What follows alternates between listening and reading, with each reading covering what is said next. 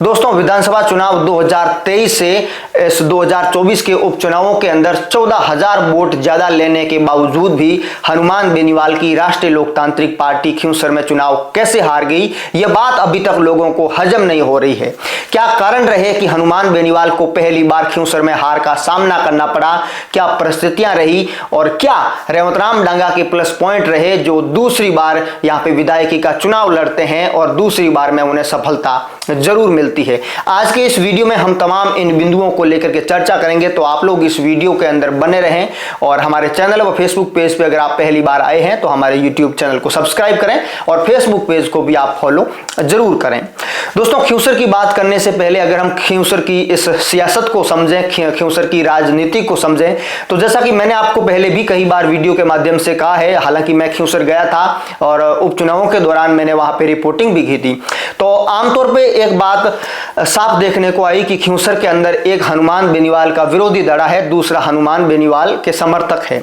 और यही बात आज के इन नतीजों के अंदर हमें देखने को मिली। जिस तरह से हनुमान बेनीवाल का जो वोटिंग परसेंटेज बढ़ा है, क्योंकि आप देखिए 2023 के अंदर आरएलपी के 80,000 के समथिंग वोट आते हैं और वहीं 2024 के इन उपचुनावों के अंदर 94,000 वोट आते हैं, तो कहीं ना कहीं 14,000 वोट आरएलपी ने यहाँ पे ज्यादा लिए हैं। लेकिन दूसरी बात आप देखिए, रेवतराम डांगा और कांग्रेस की अगर हम बात करें तो कांग्रेस यहाँ पे मात्र 5,400 वोटों तक सिमट जाती है। यह बात लोगों को हजम नहीं हो रही है कि कांग्रेस का यह हाल कैसे हुआ, या फिर कांग्रेस का यह हाल करवाया गया है या कांग्रेस ने यह हाल खुद किया है। क्योंकि आप देखिए, कांग्रेस एक इतनी बड़ी राष्ट्रीय पार्टी, खिंवसर के अंदर अगर आप नोटा के बराबर वोट लेकर के आते हैं तो कहीं ना कहीं प्रतिष्ठा आपकी भी गिरती है, आपके वर्चस्व पर भी क्वेश्चन मार्क चिन्ह लगना लाजमी है।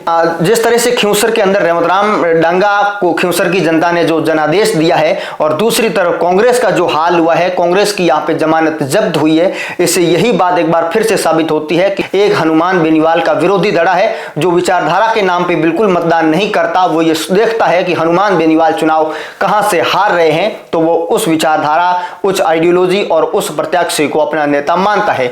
दूसरी बात, दूसरा धड़ा जो हनुमान बेनीवाल के समर्थक है वो हनुमान बेनीवाल के साथ ही रहते हैं। आप देखिए, अगर हम 2023 के चुनावों की बात करें तो हनुमान बेनीवाल को 80,000 वोट मिले थे, वहीं 10 महीने बाद हुए इन उपचुनावों के अंदर उन्हें 14,000 वोटों का इजाफा होता है। तो कहीं ना कहीं हनुमान बेनीवाल के लिए यह अच्छी बात है, लेकिन ये वो सीट हार चुके हैं। वो खिंवसर की जो उनकी परंपरागत सीट थी उसको वो हार चुके हैं, तो कहीं ना कहीं ये उनके लिए, आरएलपी के वर्चस्व के लिए भी एक बहुत ही बड़ा एक क्वेश्चन मार्क चिन्ह यहाँ पे लगाता है। क्या कारण रहे कि हनुमान बेनीवाल, आप देखिए लगातार पिछले 1-1.5 महीने से खिंवसर को छोड़ के वो कहीं नहीं गए थे। हनुमान बेनीवाल ने इन चुनावों के अंदर जितनी मेहनत की थी उतनी मेहनत शायद उन्होंने आज से पहले कभी नहीं की थी। इतनी मेहनत करने के बाद, दिन रात एक करने के बाद, पिछले 25 सालों से लगातार संघर्ष करने के बाद भी हनुमान बेनीवाल अपनी सीट नहीं बचा पाए। क्यों? तो इसके कहीं रीजन है, कहीं बिंदु है। अगर हम रेवतराम डांगा व भारतीय जनता पार्टी की बात करें तो दोस्तों, रेवतराम डांगा के लिए सबसे बड़ा बेनिफिट यह था कि राजस्थान के अंदर उनकी सरकार थी और खिंवसर के अंदर एक ये परसेप्शन चल रहा था कि खिंवसर कभी सत्ता के साथ में नहीं रहा है, खिंवसर हमेशा सत्ता के खिलाफ रहा है, तो एक बार सत्ता के साथ में हम रह के देखें।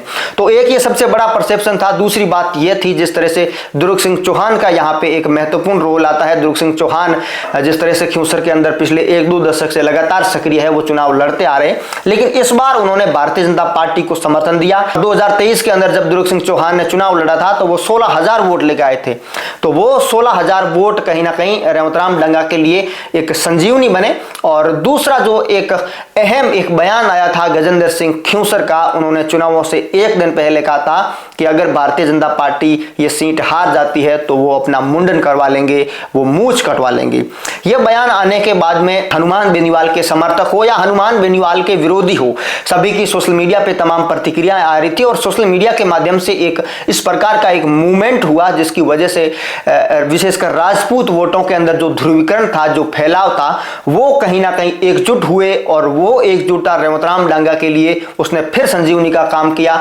और यही वजह रही कि रेवतराम डांगा, आप देखिए अगर हम आज के पूरे चुनावों को लेकर के देखें तो शुरुआती के 5-6 राउंड तक रेवतराम डांगा एक अच्छी लीड के साथ में थे, लेकिन एक बार फिर से कनिका बेनीवाल कमबैक करती है।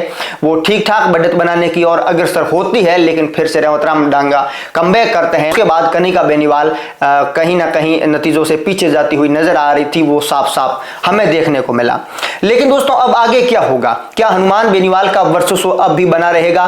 क्या हनुमान बेनीवाल जिस तरह से राजस्थान के अंदर उन्होंने अपनी एक जो पहचान बनाई है अपनी विचारधारा के नाम पे, अपनी पार्टी के नाम पे, क्या वो कायम रहेगी? इसको लेकर के हनुमान बेनीवाल ने कुछ बयान भी दिए हैं। हनुमान बेनीवाल के आवास में उनके जो समर्थक आए थे वो उनसे रूबरू हुए। साथ ही साथ हनुमान बेनीवाल ने कहा कि हमने जो मेहनत की थी, हमारा जो टारगेट था वो हम वहां तक पहुंचे, लेकिन हनुमान बेनीवाल का साफ साफ इशारा कांग्रेस पे था। जिस तरह से कांग्रेस साइलेंट मोड के अंदर पड़ी हुई थी, हनुमान बेनीवाल ने कहा कि हमारा जो टारगेट था हम वहां तक पहुंचे, लेकिन जो दूसरी अगर पार्टियां हैं वो वोट लेकर के नहीं आती है तो उसमें हम क्या कर सकते हैं। तो इशारा कांग्रेस की तरफ था। अब जैसा कि मैंने आपको कल एक लाइव के अंदर कहा था कि कांग्रेस, मुझे लगता है कि इन चुनावों से पहले ही ये सीट हार चुकी थी। कांग्रेस इस प्रकार का अपना मन बना चुकी थी, तभी तो दुर्ग सिंह चौहान का टिकट लगभग कांग्रेस के अंदर फाइनल हो जाता है, लेकिन एन मौके पे यहाँ पे डॉक्टर रतन चौधरी को मैदान में उतारा जाता है। तो कहीं ना कहीं यह हनुमान बेनीवाल को घेरने की क्या एक साजिश थी? क्या हनुमान बेनीवाल की घेराबंदी करने के लिए ये कांग्रेस की कोई रणनीति थी? ये तमाम बातें भी सोशल मीडिया के माध्यम से चल रही है, मीडिया के अंदर चल रही है। बहरहाल खिंवसर की राजनीति, खिंवसर के इन नतीजों को लेकर के आप लोग क्या सोचते हैं, आप हमें कमेंट सेक्शन के अंदर जरूर बताइएगा। धन्यवाद।